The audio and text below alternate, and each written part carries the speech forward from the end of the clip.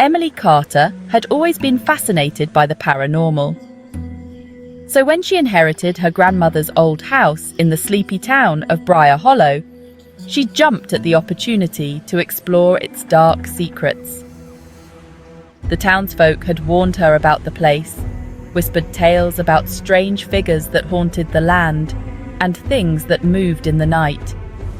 But curiosity was too strong, and she wasn't one to be scared off by shadows and rumors.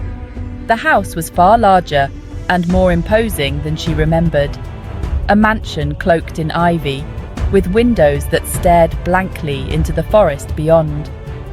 As she ventured through its dusty rooms, she felt a chill, not from the cold, but from the weight of the house's dark history pressing down on her. There were remnants of a life she never knew her grandmother had led. A diary with pages torn out, odd trinkets hidden away in drawers, and, most unsettlingly, a dollhouse in the attic that mirrored her own home in eerie detail. One evening, while flipping through the last few pages of her grandmother's diary, she found a final entry. They come at night, seeking, lurking, but it is the story that keeps them at bay. I have kept them out all these years, Emily. You must learn the tale, and only then will you be safe. The note unsettled her. What story did her grandmother mean? And who, or what, was she trying to keep at bay? The days in Briar Hollow passed slowly, with grey skies and rain that seemed to seep into Emily's bones. But the nights were different. As the sun sank below the horizon, an oppressive chill would settle over the house, and she would feel a creeping dread she couldn't shake. One night, just as she was drifting off to sleep, she heard soft footsteps outside her bedroom door, pacing back and forth. Heart pounding, she froze, gripping the edge of her blanket. The footsteps continued, slow and deliberate, like someone, or something, dragging their feet along the floor. When she finally mustered the courage to step into the hallway, it was empty, but the echoes of those steps lingered in the silence. Determined to find some rational explanation, Emily spent the next day searching the house for anything that could explain the noises. The basement was the last place on her list. It was damp and smelled of decay, the faint scent of mildew clinging to the air. But beneath a stack of rotting boxes, she found a hidden compartment. Inside was a single item, a dusty old book with no title. The first page was blank, but the second held a single phrase written in spidery script. The story to tell in the dark. She turned the page, feeling an unnatural chill settle over her shoulders. The tale began with the words, "Once a spirit roamed this land, seeking those who dared to settle here. A curse, as old as the town itself, binds it to these walls, yearning for release."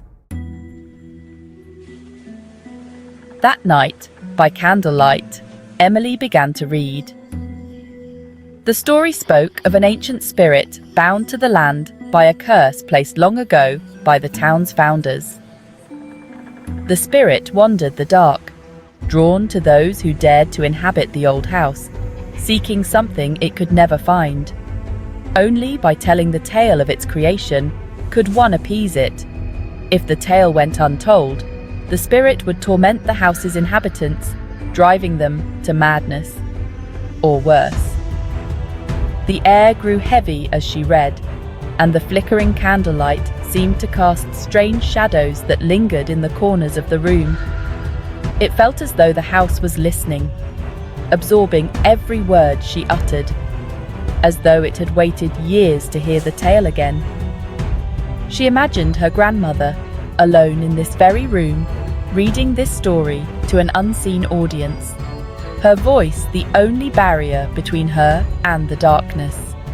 Then, as if compelled by an unseen force, Emily began to read aloud, her voice trembling with every word.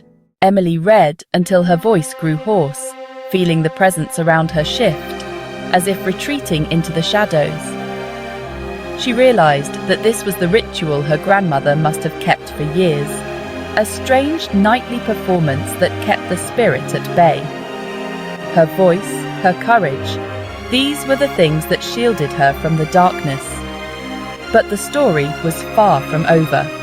As she neared the end of the tale, a new passage appeared on the page, words forming as though written by an invisible hand.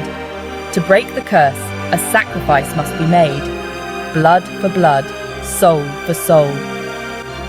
The words unsettled her, and she shut the book, clutching it to her chest.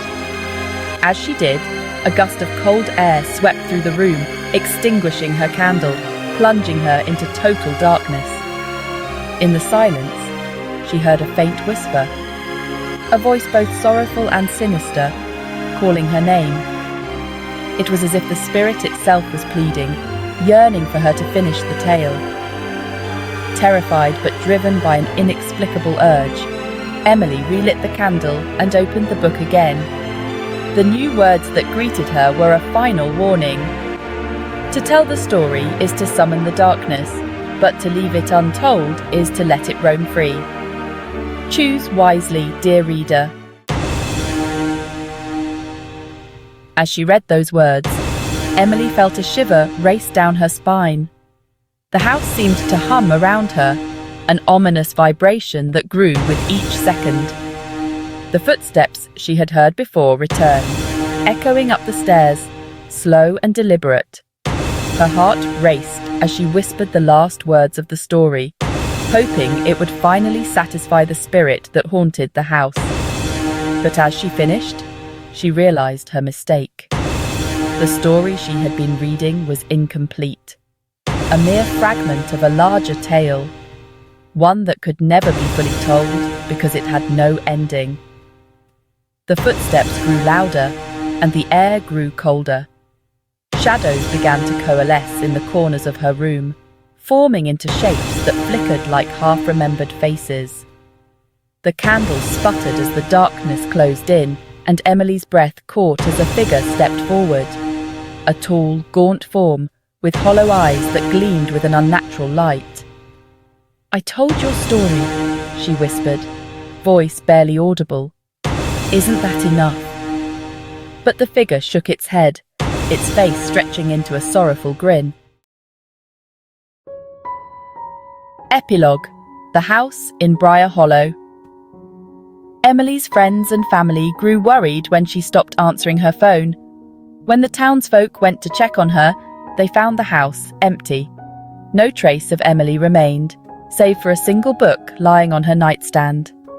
The book's title had changed. It now read, "The Tale of Emily Carter, a Story to Tell in the Dark." And that night, as the people of Briar Hollow gathered, they told her story. It became one more tale to pass down through generations, a warning to all who dared to enter the haunted house at the edge of town. For as long as someone told the story, the spirit would stay bound.